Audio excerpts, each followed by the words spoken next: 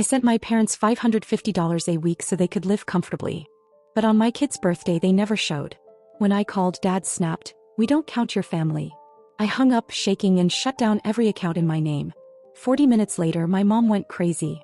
I was done being their daughter the moment my father said my son didn't count. You'd think after everything I did for them, everything I sacrificed, they'd have some respect. Or even just basic human decency. But no. My parents treated me like an extension of their problems, like my only role in life was to make theirs easier. They saw my kindness as weakness and for too long I let them. I'm Barbara. I'm 34. And I'm finally telling this story because for years I let them guilt me into silence. I kept hoping if I just did a little more, gave a little more, they'd finally change. But they didn't. And now I'm the one who changed. I hope someone out there hears this and understands what it means to reach your breaking point. Started 3 years ago when I began sending them money every single week. $550 like clockwork. They always had a reason. Dad's blood pressure meds. The rent was going up. The car broke down. Mom needed new glasses. They never once said thank you. They just acted like it was expected. Like it was mine and Rachel's job to keep them afloat. Rachel's my younger sister. She's always been their favorite. Blonde, perfect teeth, did pageants as a kid. They'd brag about her job, her boyfriend, her haircut. I was just the responsible one. The one who handled their bills, made the calls, drove them to appointments, sent money. They never asked Rachel for a dime. But she sided with me when things started getting worse. Even she saw it. My husband Tyler used to ask why I did it.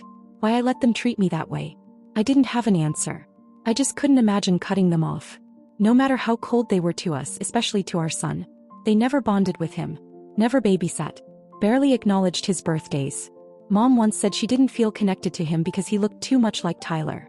So I tried. I sent photos. Invited them over. Included them in everything. Last weekend was his 3rd birthday. We planned a small backyard party.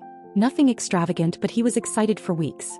He picked out a cake shaped like a bulldozer and kept talking about how Grandma and Grandpa were coming. We even printed a little sign that said, "Welcome, family." They never came. I waited until after the candles were blown out, after the guests left, after my son fell asleep with cake on his shirt and one shoe on. Then I called them. Dad picked up. I didn't even ask why they didn't show. I just said, "We were waiting for you." He said, "We don't count your family." Then hung up. I sat there holding the phone, not feeling sadness or anger, just this eerie calm. Like something had shifted inside me. I opened my laptop and shut everything down. Every bill in my name gone. I canceled the utilities, disconnected the grocery card, closed the bank account they used. I called their landlord and gave him their number. Told him not to contact me again. 40 minutes later, Mom started calling like a maniac. Left 7 voicemails in 10 minutes. She called me selfish. Said I was destroying them. Said I owed them. That they were my blood. She tried calling Rachel. Then Tyler. Then showed up at my grandmother's house screaming so loud the neighbors came outside. But Grandma already knew. I told her what happened that night, and for the first time she didn't try to defend them. When Mom started ranting in the driveway, Grandma walked outside calm as ever. And then, with the kind of slap that ends generations of denial, she shut her up. She said, "How dare you treat your daughter like that? You're lucky she gave you anything at all. And now it's over." I watched it all happen from the car. My son was in the back seat, asleep with a little plastic truck still in his hand. And that was the moment I realized, I wasn't the daughter anymore. I was the mother now. And I was going to protect him from the people who never protected me. After the slap, everything went quiet for a few days. No calls. No texts. Just this eerie silence, like they were regrouping. Planning their next move. I wasn't naive enough to think it was over. I knew my mother. Silence was just the eye of her storm. Rachel checked in every morning. She kept asking if I was okay, if I was sure about what I did. I told her I was more than sure. I was free. For the first time in my life, I wasn't constantly checking my phone or calculating how much money I had left after taking care of their bills. The silence broke on Thursday morning. My work email pinged, and there it was. A forwarded message from our joint cell phone provider. Apparently they tried upgrading their phones on my account. Both of them. Maxed out models. I'd already shut the account down days earlier. I replied to the email just to be sure and got confirmation. The attempt had been blocked. But still. The nerve. That same day, Tyler found a letter wedged into our mailbox. It wasn't stamped. Someone had driven to our house to leave it. My name was on the front, written in my mother's handwriting. Inside was a single piece of paper. "You can ignore us, but don't forget, family is blood. And your little boy has our blood too." That was the line. That was the moment revenge became something more than emotional. I took a photo of the letter and drove straight to Grandma's. She read it twice, sat down and told me to stay calm. Then she said something that caught me off guard. It's time they learn what survival looks like without you. She pulled out a small notepad where she'd written down every major expense I'd covered over the last 3 years. She'd been keeping track. Rent, utilities, medical bills, phone plans, groceries, car repairs, even a few Amazon purchases. I couldn't believe it. She said, "We're not going to hurt them. We're going to show them." I started small. I called their dentist's office and had my name removed from the file. Same with the pharmacy. Then I emailed their landlord again and asked for a copy of their lease. I just wanted to see it, see what kind of mess they were in. They hadn't paid rent that month. The next day my mom called me from a number I didn't recognize. I let it ring. Then Rachel texted. They just showed up at my work. I called her immediately. Mom and Dad had walked into Rachel's office like everything was normal. Asked her for $300 to get through the week. Rachel told them no. She said, "If you want money, ask the daughter you actually respect." Dad lost it. Started raising his voice. Said she'd always been a disappointment. That night, Rachel came over with a bottle of wine and something in her eyes I hadn't seen before. Distance. They don't care about any of us. They only care about what they can get. I nodded. She leaned in and said, "So, what's next?" And that's when I told her about the account. The one they didn't know I had. Back when I was still handling everything, paying their rent, their bills, refilling their prescriptions, I set up a side account. It was supposed to be a safety net for emergencies. My name only. No one else knew it existed except Tyler and Grandma. What they didn't know was that every time I sent them $550, I added $100 more into that side account. Quietly. Every week. By the time I cut them off, there was a little over $15,000 sitting there. I told Rachel about it that night, after she'd had 2 glasses of wine and was still reeling from what our dad said to her. Her face went blank when I mentioned the account. Then she asked the same thing Tyler did when I first started it. "Why didn't you use it for yourself?" Because I wasn't ready to walk away back then. I thought maybe I'd need it for them. But now I had a different use in mind. The first thing I did was hire a process server. Quietly. I pulled every receipt, every transfer, every documented expense I'd covered. Grandma co-signed a statement detailing how long I'd been financially supporting them. It wasn't about suing them. I didn't want their money. It was about establishing a clear record of how much I gave, before they started spreading lies. As I knew my parents. The moment they realized the free ride was truly over, they'd get loud. They'd start telling people I abandoned them, that I never helped, that I was a cold daughter poisoned by my husband. I was going to cut that story off before it started. 2 days later, they were officially served. Not with a lawsuit, just a formal notice that all financial ties had been severed and that any further attempts to use my name for credit or bills would be considered fraud. Rachel told me they freaked out. My dad screamed at the mailman. My mom sat in the driveway chain-smoking for hours. Then came the text. Just one sentence from my mother. "I hope your son never treats you the way you treated us." It didn't hurt. Not anymore. What did shake me was what came next. Grandma called in the middle of the night. She said someone had broken into her shed. Nothing major stolen, just the lock broken and some things thrown around.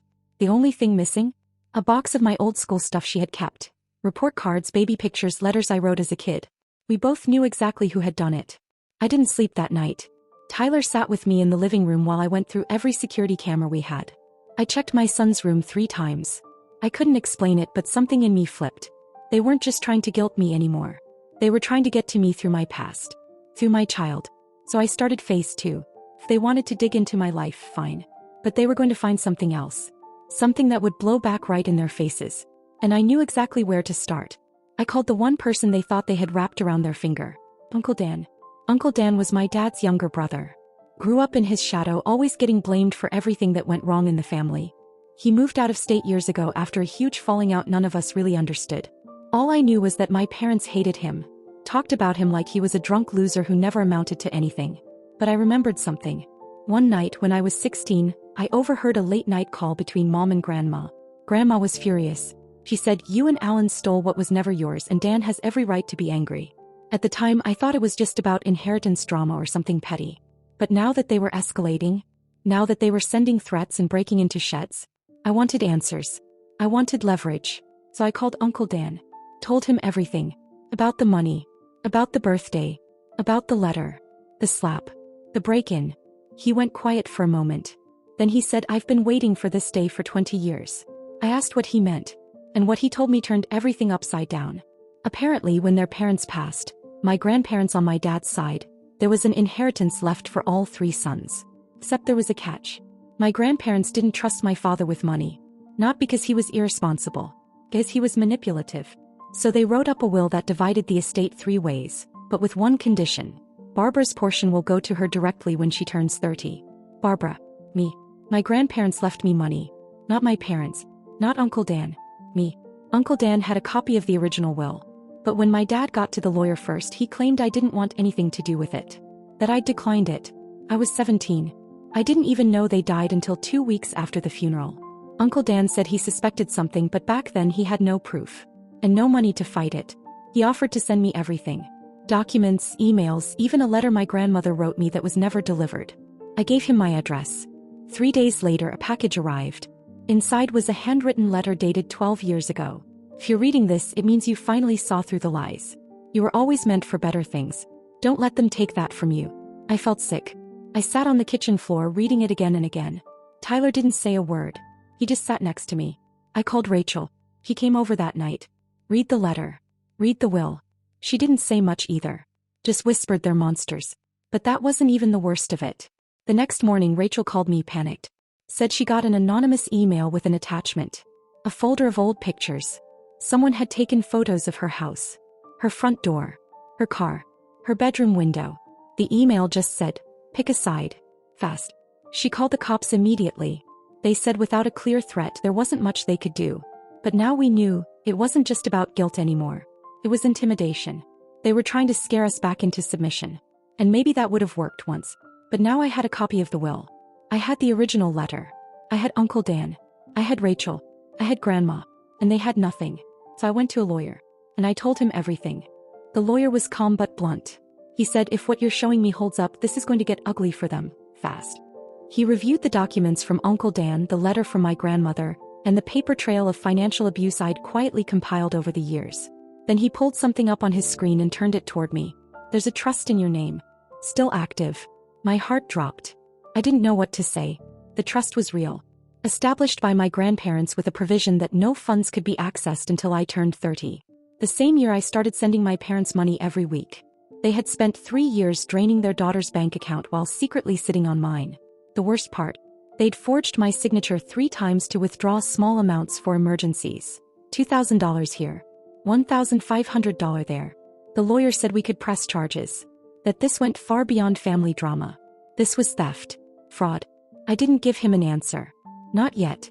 That night Rachel came over again. She was visibly shaken. She'd just gotten off the phone with Mom. Apparently Dad had a breakdown. Screaming in the house, punching the cabinets. Said he was tired of being disrespected, tired of being cut off like trash. Mom told Rachel to convince me to call off the lawyer. Said I was destroying the family for money that was never mine anyway. That phrase stuck with me. Never mine anyway. It was like a window into how they really saw me. A tool. A resource. Not a person. Rachel for once didn't play neutral. She told Mom if they contacted her again she'd block them. She'd already filed a report about the creepy photos. Then she told me something unexpected. Remember that silver bracelet Mom always wore? I nodded. It was supposedly a family heirloom from her great-grandmother. Rachel laughed bitterly. He pawned it last month. For $80. I shouldn't have been surprised. But I was. Because that was her pattern. Building things up with fake sentiment, then selling them for quick cash the second they became inconvenient. 2 days later, everything cracked open. Grandma called. She said my parents were officially evicted. No rent paid for 2 months. My name was no longer on anything and they hadn't figured out how to survive without me. They tried begging the landlord to let them stay. Said their daughter had abandoned them. That she had money and was hiding it out of spite. He wasn't interested. That same evening, Tyler noticed someone parked across from our house. An old blue sedan. Engine running. Just sitting there. He stepped outside. The car sped off. We called the police and gave them everything. The photos Rachel received, the break-in at Grandma's, the forged trust withdrawals, the harassment. They opened a case. Then the next morning I got a text from an unknown number. You don't get to win. But that's the thing. I wasn't trying to win. I was just done losing. The final call came on a Tuesday. Not from my mother. Not from my father. From the sheriff's department. They'd been picked up after trying to use my old ID at a check cashing place. The clerk recognized my name and flagged it. When the cops searched them, they found a folder with Rachel's address and several photos inside. They weren't just spiraling. They were planning something. The officer said I should consider filing a restraining order. I didn't hesitate. I filed one for myself and one for my son. Rachel did the same the next morning. That was it. That was the line they crossed with no way back. And for the first time since this entire nightmare began, I felt peace. Grandma invited us all over the weekend after the court order was signed. Me, Tyler, Rachel, and my son. She made pot roast and wore her old pearls. Said she felt like celebrating. At one point she pulled me aside and handed me a small box. Inside was a locket.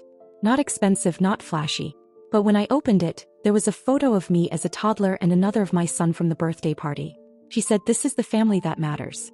Then she added something else. "You know, I slapped your mother because I was angry. But if I ever see her again, it won't just be one slap." We laughed. For the first time in weeks, Tyler and I used part of the trust money to finally fix up the backyard. Nothing extravagant, just enough to build a little playhouse. My son calls it his work zone. He's obsessed with tools now. Rachel moved into a small place of her own, a few miles away.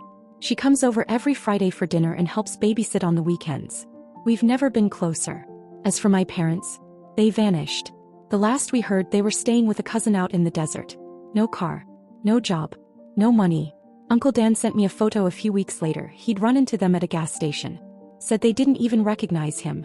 Just two empty faces walking out of a convenience store with a bag of chips and a six-pack. I didn't feel bad. Not even a little.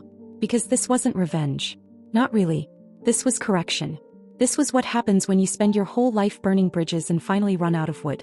And I finally understood something Grandma once told me when I was 16 and crying after another fight with my mom. Sometimes the only way to move forward is to let the dead things stay buried. So I did. And we're happy now. Quiet. Normal. Free. They don't count my family. Good. Because they're not part of it anymore.